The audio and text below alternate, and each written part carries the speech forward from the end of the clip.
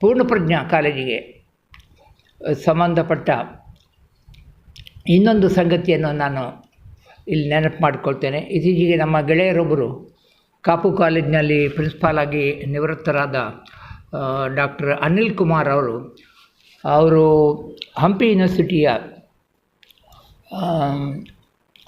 ಯೂನಿವರ್ಸಿಟಿಗೆ ಒಂದು PhD thesis submit ಮಾಡಿದರು. ಅವರಿಗೀಗ ಆ PhD ಪದವಿ ಸಿಕ್ಕಿದೆ. ಅವರ PhD ಪ್ರಬಂಧದ ವಿಷಯ ನಮ್ಮ ಉಡುಪಿ ಜಿಲ್ಲೆಯ ಕರಾವಳಿಯ ಕಾಲೇಜುಗಳು ಇಲ್ಲಿನ ಸಾಂಸ್ಕೃತಿಕ ರಂಗದ ಮೇಲೆ ಹೇಗೆ ಪ್ರಭಾವ ಬೀರಿದ್ದರು ಎಂಬುದು ಅವರ PhD ಥೀಸಿಸ್ನ ವಿಷಯ ಆಗಿತ್ತು. ಅವರು ಇಲ್ಲಿನ 10 ಕಾಲೇಜುಗಳ ಇತಿಹಾಸವನ್ನು, ವರ್ತಮಾನವನ್ನು ಅಧ್ಯಯನ ಮಾಡಿದರು. ಹಳೆ ವಿದ್ಯಾರ್ಥಿಗಳ ಸಂದರ್ಶನ ಮಾಡಿದರು. ಕಾಲೇಜು ಮ್ಯಾಗಝಿನ್ಗಳನ್ನು ಅಧ್ಯಯನ ಮಾಡಿದರು. ಈ ಎಲ್ಲದರ ನಂತರ ಅವರು ತನ್ನ PhD ಥೀಸಿಸ್ನ ಕೊನೆಯಲ್ಲಿ ಅವರ ತೀರ್ಮಾನ ಏನಿದೆ ಅಂದರೆ, ಸಾಂಸ್ಕೃತಿಕ ರಂಗಕ್ಕೆ ಬಹಳ ದೊಡ್ಡ ಕೊಡುಗೆ ನೀಡಿದ ಒಂದು ಕಾಲೇಜು ಅಂದರೆ ಅದು ಪೂರ್ಣಪ್ರಜ್ಞಾ ಕಾಲೇಜು.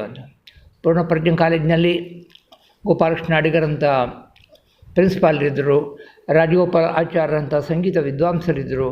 ಇನ್ನು ನಾಟಕ ಯಕ್ಷಗಾನ ಕ್ಷೇತ್ರದಲ್ಲಿ BR ನಾಗೇಶು, ಉದ್ಯಾವರ ಮಾಧವಾಚಾರ್ಯರು, ರಾಮದಾಸರು, RL ಭಟ್ ಅವರು, DG ಹೆಗ್ಡೆ, ಮಾಧವಿ ಭಂಡಾರಿ, KG ಭಟ್ಟರಂಥ ಡಾಕ್ಟರ್ ಮಧ್ಯಸ್ಥರಂಥ ವಿಜ್ಞಾನಿಗಳು, ಇಂಥವರಿಂದ ಈ ಪೂರ್ಣಪ್ರಜ್ಞಾ ಕಾಲೇಜು